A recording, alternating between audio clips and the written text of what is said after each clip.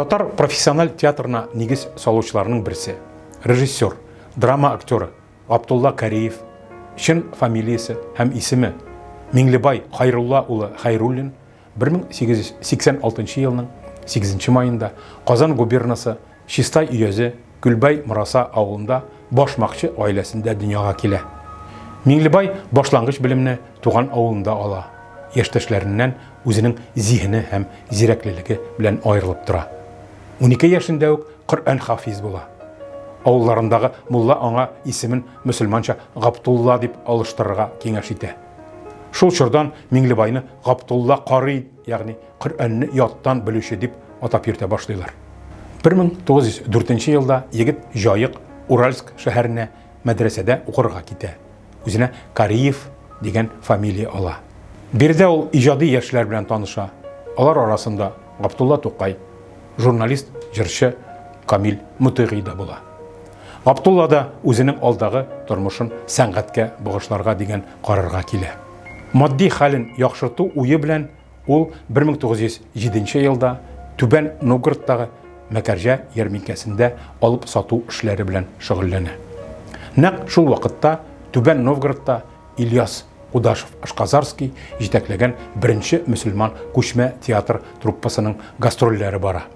Ғабдулла Кариев Казаннан килгән яшь актриса Сәхиб Җамал Гыйззәтуллина Волжская белән берлектә театраль төркемгә кабул ителә.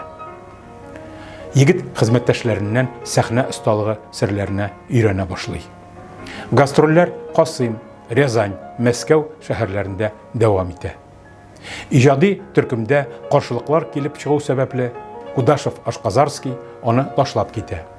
1907 елның декабрендә труппаның яңа җитәкчесе итеп актерлар бер тавыштан театр дөньясына бар күңел белән килеп кергән, туры сүзле хезмәттәшләренең соклануын яулаган сәләтле артист Ғабдулла Кариевны сайлыйлар.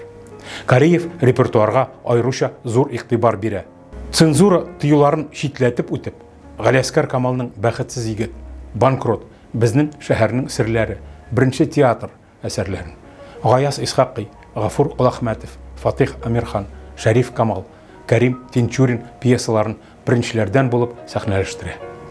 1908 елның көзеннән театраль төркем Казанда Шәрык клубында төпләнә. Яз, җәй төрле төбәкләргә гастрольләргә чыга. Шул чордан труппа Сәйяр, ягъни Мусафир исемен йөртә. Кариев рус театры тәҗрибәсенә таянып, рус режиссерларын коллектив эшенә тарта. Татар актерлары өчен психологик реализм мәктәбе булдыра. Үзе уйнаган беренче театрда Хәмзә бай, Банкротта Сираҗетдин, Галиябануда Бәдри, Хаҗи әфәнде өйләнәдә Юнус, Хаҗи рольләрендә персонажларның барлык характер үзенчәлекләрен оста бирә белә. Ул үзен сәләтле оештыручы, администратор итеп тә таныта. Спектакльләрне төрле катлам кешеләренә шарлык итеп, тамашачы ихтыяҗларыннан чыгып сайлый. Театрга хатын-кыз артистларны җәлеп итү өчен дә күп көч куела. Фатима Ильская, Гөлсем Болгарская кебек талантлы актрисалар Кариев ярдәме белән сәхнә йолдызларына әйләнә. 1912 елда Русия мөселманнары Ғабдулла Кариевның сәхнә эшчәнлегенең 5 еллык юбилеен билгеләп үтә.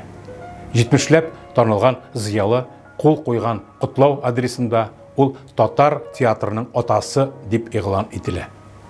Кариевның дәвамчысы танылган драматург Кәрим Тинчурин аңа Кариев тудырган театр, татар театрының нигезе, үзәге дип югары бәя бирә.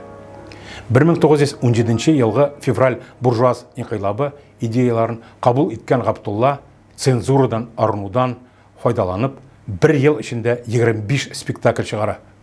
Октябрь инкыйлабыннан соң Кариев һәм аның бер төркем хезмәттәшләре Казаннан Самара якларына юл тота. Режиссер Себердә советларга каршы Колчак администрациясе белән сөйләшүләр алып барып карый.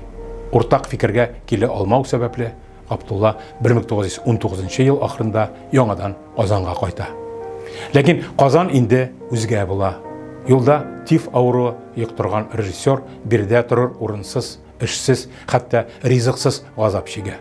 Ғабдулла Кариев 1920 елның 28 гыйнварында Казанда вафат була.